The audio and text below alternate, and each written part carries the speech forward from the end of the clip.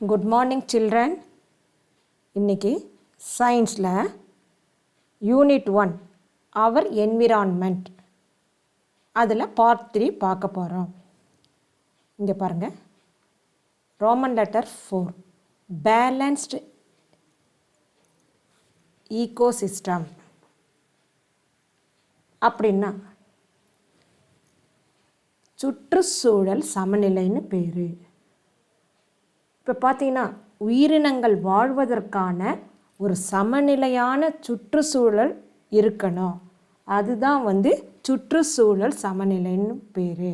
Imagine an environment where there are only plants, deer and lions. நம்ம பார்த்திங்கன்னா தாவரங்கள், மான்கள், சிங்கங்கள் இது மட்டும் இருக்கக்கூடிய நம்ம சுற்றுச்சூழலில் அதை நம்ம ஒரு இமேஜின் பண்ணிக்கலாம், கற்பனை பண்ணிக்கலாம். 3 பார்ட்டாக பிரிச்சுக்கலாம். ஒன்று லைன்ஸ் இருக்கிற மாதிரி, நெக்ஸ்ட்டில் டீர் இருக்கிற மாதிரி, அடுத்ததில் பிளான்ட்ஸ் இருக்கிற மாதிரி கற்பனை பண்ணிக்கலாம்.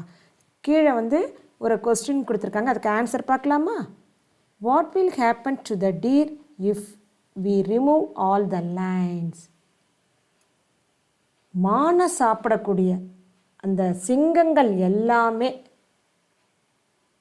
அழிஞ்சிட்டால், அகற்றிவிட்டால் மான்களோட நிலை என்னன்னு கேட்குறாங்க. அப்போ மான்களில் இருக்குது தானே, அப்போ சிங்கங்கள்லாம் அழிஞ்சிடுச்சுன்னா மான்கள் என்ன ஆகும்? அதனுடைய எண்ணிக்கை அதிகமாகும். What will happen to the plants if there are no lions to eat the deer? இந்த மானை சாப்பிடக்கூடிய இந்த சிங்கங்கள் இல்லைன்னா தாவரங்களுடைய இது என்ன ஆகும் பாரு, கற்பனை பண்ணிப்பார். அப்போ சிங்கம் மானை சாப்பிடுது, அப்போ சிங்கத்தை நம்ம அடிச்சிடுறோம். அப்போ மான்கள் அப்படின்னா டீருன்னு பார்த்திங்கன்னா அது எதை சாப்பிடும்? பிளான்ட்ஸை. அப்போ மான்கள் அந்த பிளான்ட்ஸை சாப்பிடும். அப்போ பிளான்ட்ஸ் என்ன ஆகும்? அழிஞ்சு கடைசியில் பிளான்ட்ஸே இல்லாமல் போயிடும். If all the plants R eaten what will happen to the deer? எல்லா பிளான்ட்ஸும் சாப்பிட்டாச்சு, டீருக்கு பிளான்ட்ஸே இல்லை அப்படின்னா டீர் எதை சாப்பிடுன்னு சொன்னேன்? பிளான்ட்ஸு தானே. அப்போ டீர் பட்னியாக கிடந்து கடைசியில் டீரெல்லாம் என்ன ஆகிடும்? அழிஞ்சு போயிடும். அப்போ இதுலேருந்து என்ன தெரியுது? இந்த 3மே நமக்கு சமநிலையில் இருந்தால் தான் அவை ஒன்றை ஒன்று சார்ந்திருக்குது. சிங்கம் பார்த்திங்கன்னா மானை சார்ந்திருக்கிறது, மான் எதை சார்ந்திருக்கிறது? பிளான்ட்ஸு. அப்போ ஒன்றை ஒன்று சார்ந்துள்ளனன்னு சொல்லி தான் இதுக்கு பேர். அதுக்கு தான் balanced ecosystem. It is important for the food chain to exist in any ecosystem to make sure that the energy flows between the biotic and abiotic factors. ஒரு சுற்றுச்சூழல் மண்டலத்தில் பார்த்திங்கன்னா உயிர் மற்றும் உயிரற்ற காரணிகளுக்கு இடையே ஆற்றல் பரிமாற்றம் நடந்துக்கிட்டே இருக்கணும். அந்த ஆற்றல் பரிமாற்றம் சொல்கிறது தானே, அது எதன் மூலம் நடக்கும்? உணவுச் சங்கிலி மூலமாக நடக்கும். இப்போ நீங்களே பார்த்தீங்க, லைன்ஸ், டீர்ஸ், பிளான்ட்ஸ், அந்த 3 சமநிலையில் இருந்தால் தானே அது ஒன்றுக்கொன்று அழிவு ஏற்படாமல் இருக்கும். அப்போ இதுதான் ரொம்ப இம்பார்ட்டண்ட். அடுத்தது பாருங்கள், a balanced ecosystem supports animals, plants and micro organisms to grow in the environment. Plants தாவரங்கள், அனிமல்ஸ்னால் விலங்குகள், மைக்ரோ ஆர்கானிசம்ஸ்னால் நுண்ணுயிர்கள், இதெல்லாம் சேர்ந்து வாழ்வதற்கான சூழ்நிலை மண்டலமே நமக்கு என்னன்னு சொல்லுவோம்? ஒரு சுற்றுச்சூழல் சமநிலைன்னு சொல்லுவோம். அதுதான் பேலன்ஸ்டு ஈகோசிஸ்டம். பாருங்கள், an ecosystem is balanced when the biotic and abiotic factors are able to cycle the energy and food as per their need. இந்த பயோட்டிக் அண்ட் ஏபயோட்டிக் ஃபேக்டர்ஸ் இருக்குது தானே, அதுக்கு இடையே உள்ள ஆற்றல், அது இடையே வந்து ஆற்றல் தேவை. அந்த ஆற்றலுக்கு என்ன வேணும்? உணவு.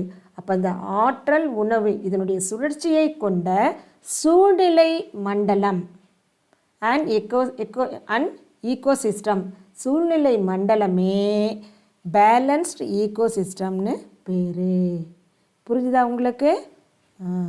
The biotic factors in an ecosystem includes producers, consumers and இப்போ ப்ரொடியூசர்ஸ் அப்படின்னா வந்து உற்பத்தியாளர்கள் பேர், கன்சியூமர்ஸ் நுகர்வோர்கள்னு பேர். அடுத்தது பார்த்திங்கன்னா டீகம்போசர்ஸ் அப்படின்னா சிதைப்பவைன்னு பேர்.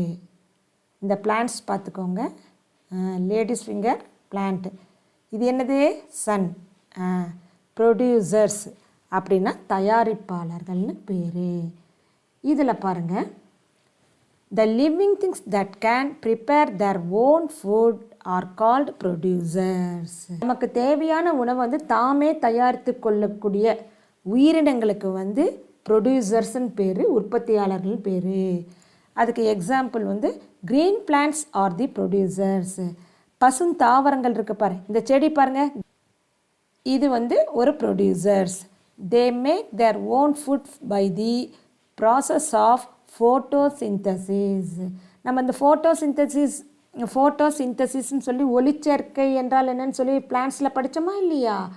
அந்த தாவரங்கள் வந்து தமக்கு தேவையான உணவை வந்து இந்த ஒளிச்சேர்க்கை மூலமாக தயாரிச்சுக்குது.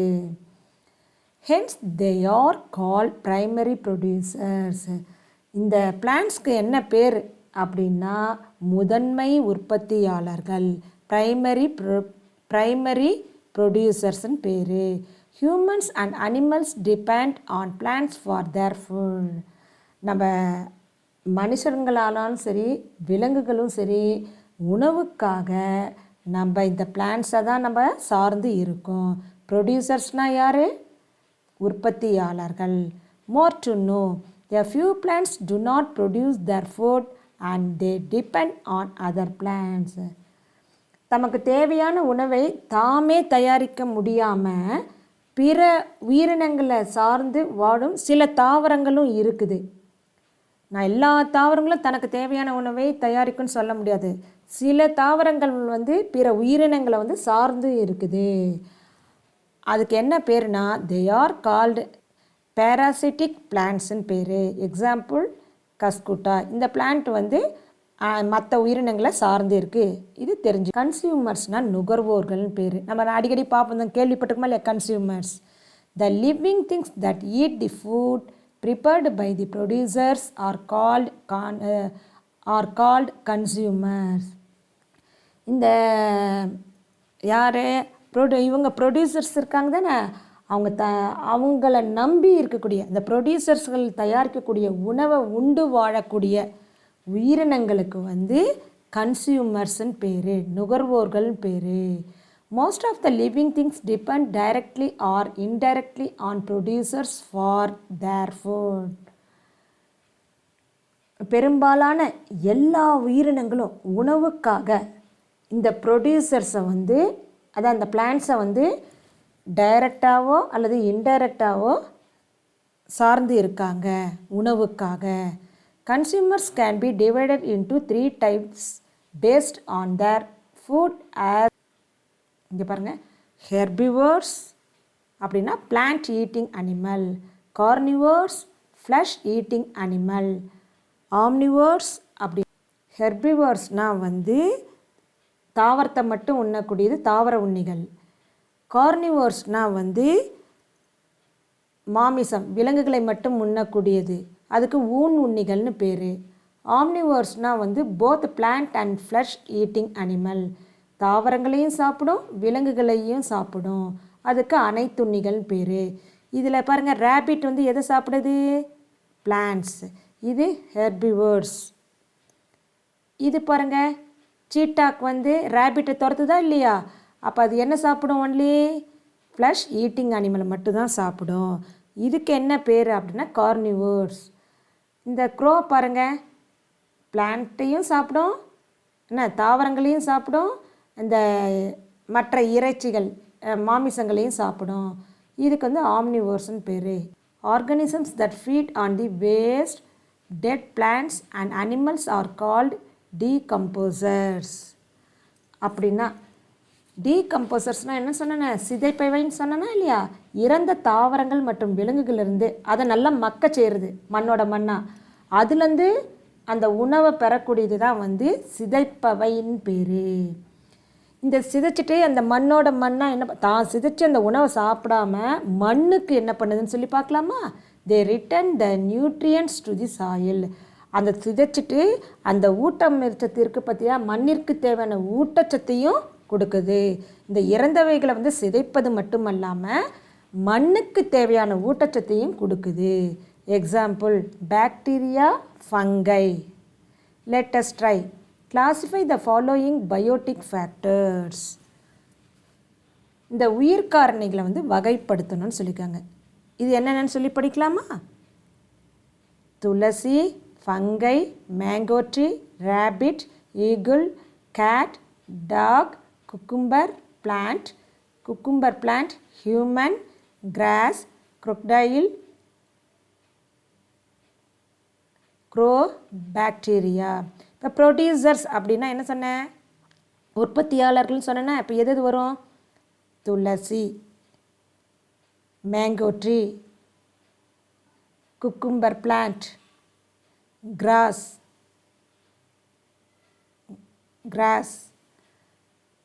இது வரும். கன்சியூமர்ஸ்னால் என்ன, நுகர்வோர்கள் அப்படின்னா எது, rabbit, eagle, cat, dog, human, crocodile, crow இது வரும். டீகம்போசர்ஸ்னால் யார், சிதைப்பவை. எது, ஃபங்கை, பாக்டீரியா. இதை எழுதணும். இந்த டேஷில் நீங்கள் இது ஃபில் பண்ணுங்கள். Let us discuss and write. Plants and human beings are living things. பிளான்ட்ஸும் ஹியூமன் பீயிங்ஸும் லிவிங் திங்ஸ். இந்த எக்ஸசைஸ் லெட் அஸ் டிஸ்கஸ் பார்த்திங்கன்னா நம்ம ஸ்கூல் இருக்கிற டைமில் இதை பண்ணலாம். Let us try. Names of several natural resources are hidden in the box below. Find as many as possible. Some words are repeated. பாரு நல்லா கவனிங்க. இதில் வந்து இந்த டேபிள் இருக்குது தானே, இதில் வந்து இயற்கை வளங்கள், நேச்சுரல் ரிசோர்ஸஸ்லாம் இருக்குது. அது எது இயற்கை வளங்கள் இருக்கோ அதை நம்ம கண்டுபிடிக்கிறோம். இந்த இடத்துல பாருங்கள், ANIMAL அனிமல். அடுத்து பாருங்கள் TREE ட்ரீ. இந்த இடத்துலையும் வருது பாருங்கள், TREE ட்ரீ. SEAC. அடுத்தது பாருங்கள் லைனில் லேண்ட், LAND லேண்ட். அடுத்தது POND பாண்ட். அடுத்தது பாருங்கள் LAKE lake, SUN sun, WATER water. அப்புறம் வேறு என்ன சொல்லலாம், வேறு ஏதாவது தெரியுதா பார்க்கலாமா. இதை தவிர வேறு ஏதாவது தெரிஞ்சால் கூட நீங்கள் வந்து அதுக்கு என்ன பண்ணணும், சர்க்கிள் போடுங்க. பாருங்கள், let us connect. Link the animals as herbivores, carnivores and omnivores. Cow, bear, tiger, lion, elephant, crow. இதில் வந்து என்னென்ன இதுக்குன்னு சொல்லி நம்ம பார்க்கணும். இந்த பிக்சரில் பாருங்கள், இந்த இடத்துல கவுன்னு இருக்குது. கவு வந்து என்ன வரும், கவு என்ன வரும், ஹெர்பிவோர். அப்போ கவ் ஹெர்பிவோர், எலிஃபண்ட்டும் ஹெர்பிவோர்.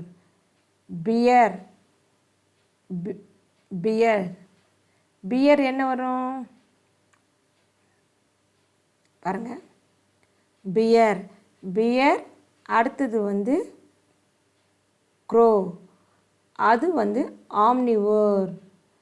டைகர், லயன், அது கார்னிவோர்.